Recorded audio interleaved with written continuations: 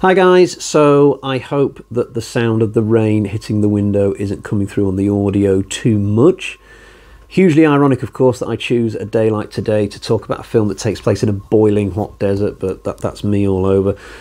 So in 2006, The Hills Have Eyes was rebooted, this time without the involvement of Wes Craven, although he still was a producer on this film, but directorial duties went to Alexandre Aja, a director I have a huge amount of respect for. He did High Tension, he went on to do Piranha 3D, he did Crawl, he also did a sci-fi film quite recently called Oxygen, which I massively recommend because it does have huge horror elements in it.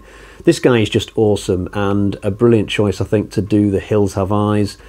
But I have mixed feelings when it comes to the approach taken with this film. I've got a massively positive thing to say about the approach to it, and also a negative thing to say about the approach to it, and I'm going to start with the latter. So, having just watched the film again last night for the first time in a few years, I don't think it needed to be a reboot, honestly. I think that's something that holds this film back a lot, because half of this film seemingly is recycled material from the first movie. There's a lot of stuff in this that I've quite simply seen before in the original Hills Have Eyes just a few weeks ago, and that made the viewing experience somewhat less.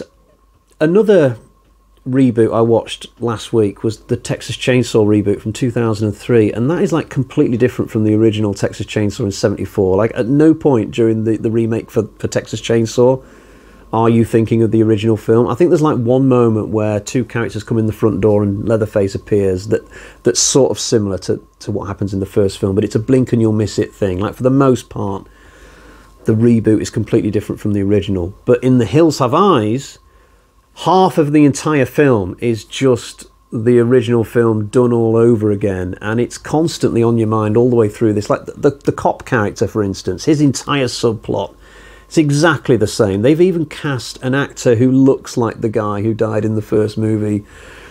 One of the best things about the original, that nighttime sequence where the cannibals attack the caravan, they do that again in this reboot, and it plays out almost exactly the same, with certain people dying at the exact same moments, and I just couldn't enjoy it the same way this time because I've already seen it in the original just a few weeks ago.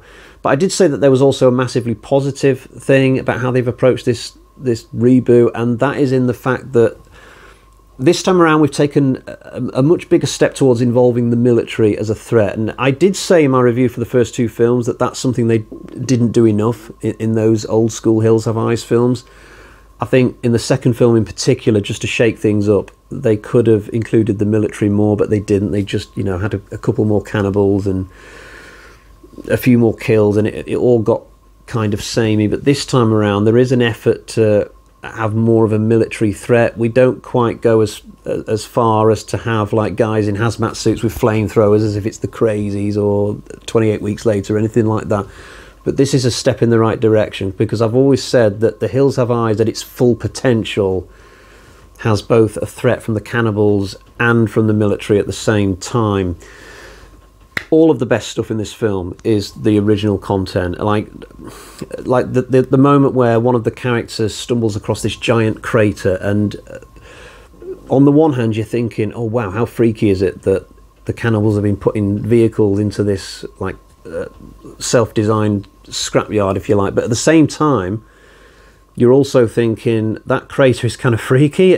Are there any more bombs about to drop at any moment? This really isn't an area you want to be in. And there's also the bomb village in this film that's very memorable, with the cardboard cutouts of human beings, you know, made out to look like a normal town. I'll talk a little bit more about that later, but certainly one of the biggest bonuses of this film is just having that much more significant military footprint.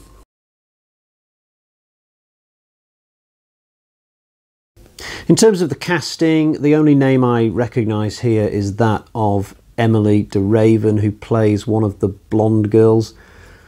She's better known for playing Claire in the TV series Lost. And I don't actually know what happened to this actress. One minute she was an up-and-coming thing in the middle of the noughties, and then she just kind of faded away. Like a lot of actresses, I guess, once they're past their best years. A quick check on Wikipedia will show you that Emily de Raven does still act, but it's mostly stuff that's not anywhere near the mainstream nowadays. Certainly Lost was her big thing. That was the role of her career. I don't think she's as good in this as she was in Lost. She's playing a girl in this who is not particularly helpful when the shit hits the fan. The first thing she does after the car breaks down is to start sunbathing, and that just about sums it up. But certainly as Claire in Lost, she was absolutely superb. Interestingly, we get a final boy this time, although I probably should have expected it, given that that same thing happens in the original film, which this copies so much. To be fair, in the original film it was actually more of a mixture of girls and boys trying to kill the cannibals towards the end. In this film, though, there's definitely one character who gets more of the action than anybody else, and that is Doug, who, it's got to be said, is very unlikable for at least half of this movie. At the beginning, he just comes across like this office snob who would much rather be calling the office than enjoying his holiday. And then when the car breaks down, he's very unhelpful, very unsupportive. He's very judgmental towards everybody else. You know, he's just blaming everybody instead of contributing to the solution. And at this point, I think the first time I watched the film, I was thinking, yeah, this guy's going to be checking out very, very soon. But to my surprise, he goes on to be the main hero. He has quite the 180.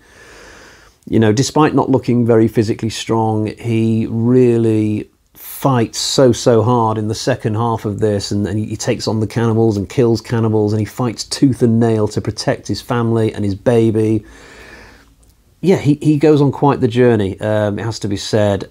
His trip to the bomb village, and I don't know what else to call that, I'm just going to call it the bomb village, it's definitely the most exciting part of this film. There's so many little cool elements to it, from Doug just sneaking around from room to room, and we as the viewer are seeing all these different types of cannibal that we've never seen before. And then there's the moment where he gets trapped in like a freezer, and that's really claustrophobic and exciting.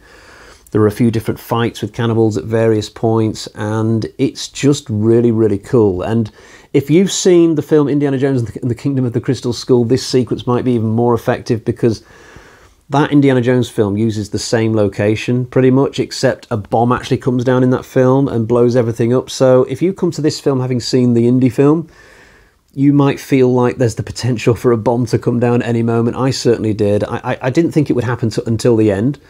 And in fact, as it turns out, that there isn't a bomb at all, but it's just the possibility that that's what we might be heading to that is kind of exciting. But certainly the bomb village sequence in this film is...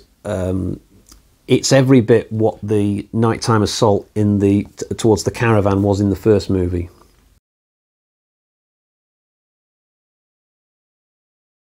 There are some things in this movie which are absolutely better than they were in the original. So the cinematography is, it's just phenomenal. I watched this film on Disney. There are some horror films on Disney, not many, but this is currently one of them.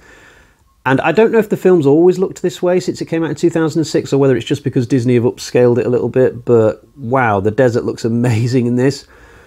What helps is the fact that most of this film is set in the daytime, whereas I think the original film had way more nighttime scenes. I mean, the desert looked good in the first two Hills of Ice films, but it's definitely even better now. Plus, we see more of it constantly throughout the film. I can't remember that much happening at night in this film, apart from the recycled attack on the caravan scene.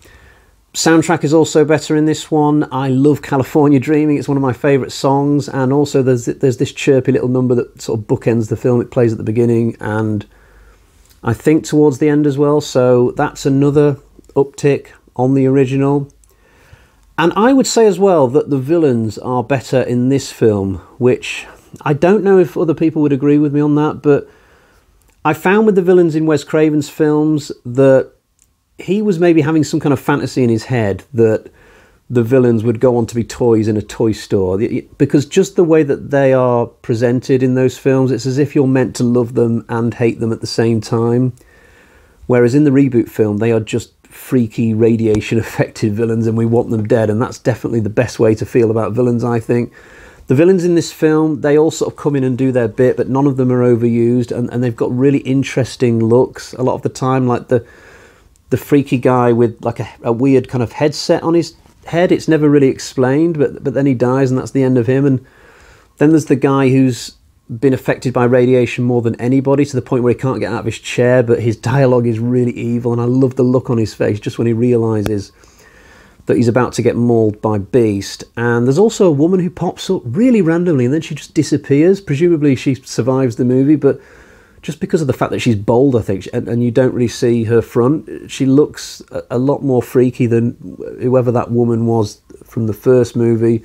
So overall, I just prefer this band of villains. I mean, I still like the first film more overall, but I think when it comes to these Hills Have Eyes films, I think you will probably prefer the one that you see first, because if you watch this film first, I just have a feeling that it'll be the one that is your personal favourite, whereas for people like me who've had a lot of history watching the first two, you'll come to this one and you'll feel equal amounts of admiration and frustration because you're watching so much stuff that you've already seen. If you're wondering why I think that this could have been a part 3, by the way, when all the villains are dead by the end of part 2, I just imagine this universe as being like lots of different hills in lots of deserty states like New Mexico and Utah. You know, babies have been born over time throughout the 60s, 70s, 80s. You could have lots of different families that have sprung up, and I think you just could have carried the series on like that. No need for rebooting it.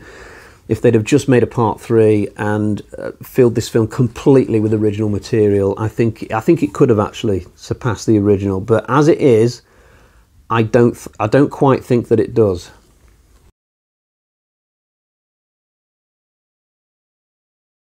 I can't show you a copy of the film because I don't own one. It's the only Hills Have Eyes film that I don't currently have in my physical media collection. There's no real reason for that. It's not like this is the worst of the 4 films. Definitely not. But what I suspect probably happened is that when I was watching these films years ago, this one was available for free, probably. Maybe Disney have had it all these years and I've just forgotten that fact. But clearly I didn't feel the need to buy this one like I did the others for some reason. So yeah, I don't currently have a copy. I could see that changing if one day I want to watch it again and I can't find it anywhere for free. I think that would probably be the point where I would go out and buy it and therefore complete my Hills Have Eyes collection. Right, let's get to the bag of terror and find out how I am going to score this film. We've got 1, 2, 3, 3.5 bloody axes out of 5. That would put it squarely between the original, which I still consider to be the best of these, and part 2, which as it stands is currently the worst. So at this point I've got one more film left to watch, which is The Hills Have Eyes 2 from 2007. It came out just a year after this film in 2006. Now, it's not a film that has a good reputation at all, but I don't remember it being bad at all. Like, no. And plus, I'm pretty sure that it's 100% original content, unlike this film that I'm talking about today. So it's going to be interesting. I'll be back to do a review of that one very, very soon. Until next time, cheerio, bye-bye.